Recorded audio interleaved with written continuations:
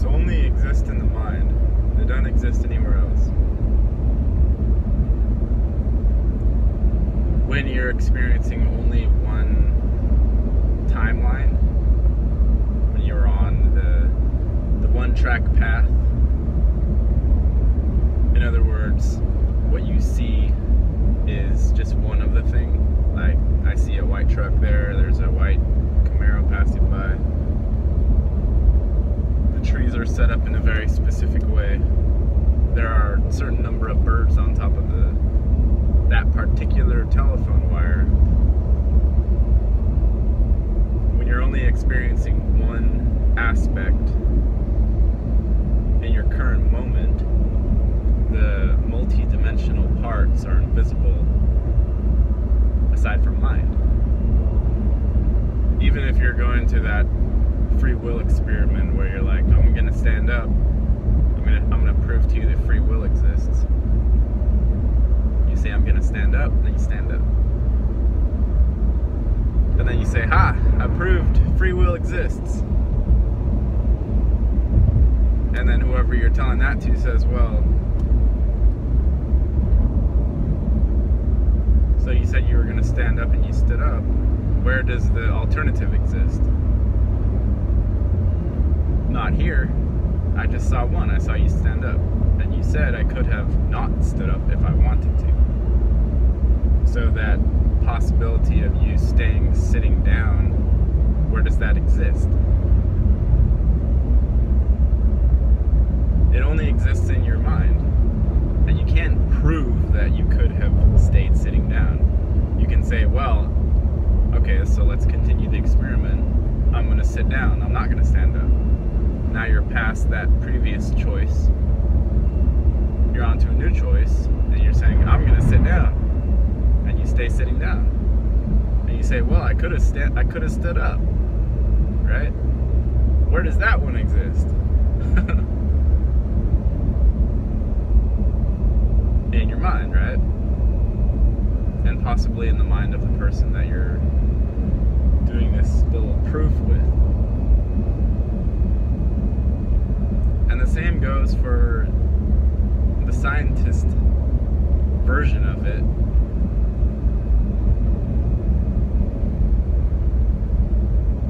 It's not different. It's just that science, as we have it, as we know it, the scientific method, that it tries to remove all possibility of error. It tries to keep everything as logical and rational as possible. So when mind is examining what is known as proof,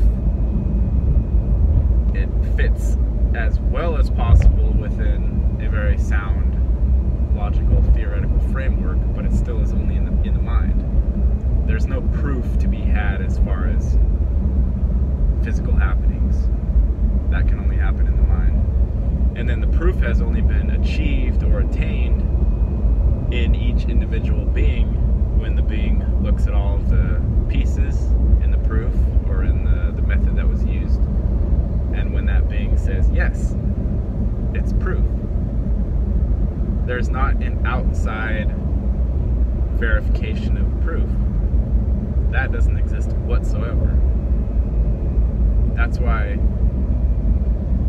arguments become silly, because as I think most people have realized, there's never a win to the argument, no matter how many pieces you have. Even if you just have two people arguing and someone says, look, this is true, I've shown you it's true, I've shown you my logical way of coming at that conclusion. So the statement has been made, this is true, and then whoever's listening has to say, yes, it's true. So they have added their belief system onto that proof. So there you have truth, as far as we can prove it. It requires agreement by the beings, or the being. And if that's enough for people, then that's enough. And if it's not, then they'll keep searching, they'll keep digging, they'll keep trying to put the puzzle pieces together. But still, at the end of the day, it's per individual and it's subjective.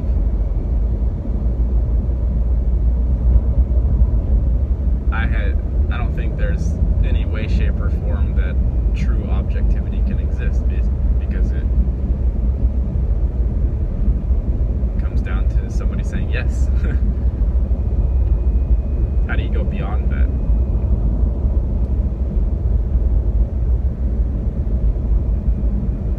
The only way I've found to go beyond that is to not put words on it.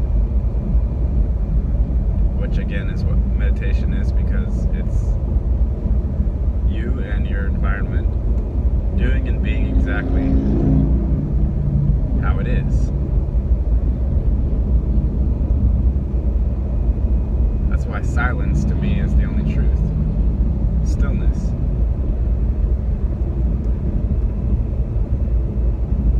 And then if you can arrive at that sort of internal feeling state, then you can see the debates and the arguments and all of the people who are searching. You can see it as something of a play or art, or something beautiful, or something ugly. But it moves you somehow.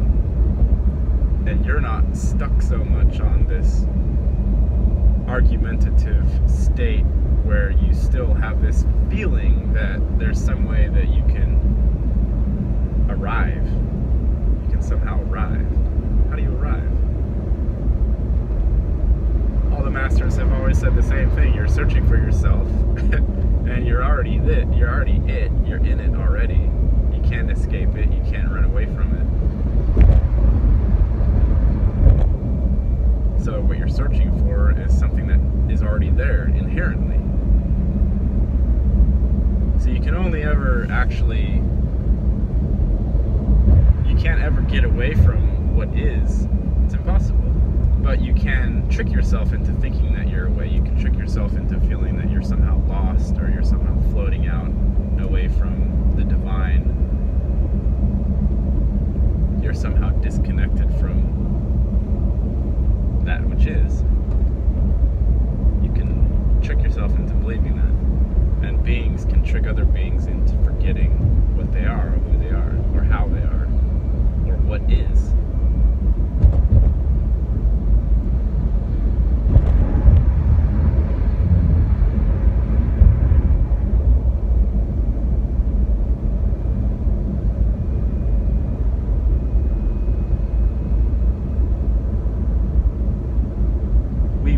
Problems. If we solved all the problems, there would be literally no point.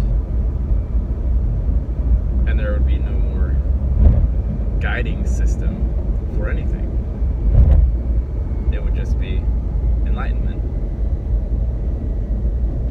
And then the impetus to action after it's removed in that sense doesn't exist on the same level, but possibly things are still happening. And if you can get to that point to where you see there isn't really a correct impetus to action, then you start seeing the universe or yourself unfolding in the way that it does, rather than the way that your one step removed image ego self would like for it to be, or feels that it should be.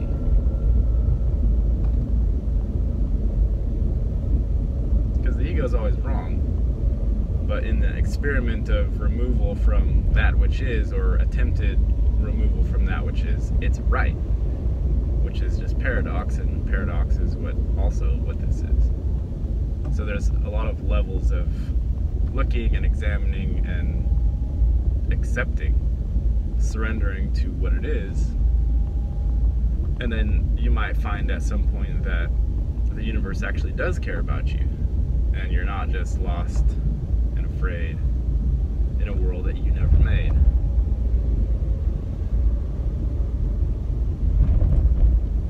And you can explore.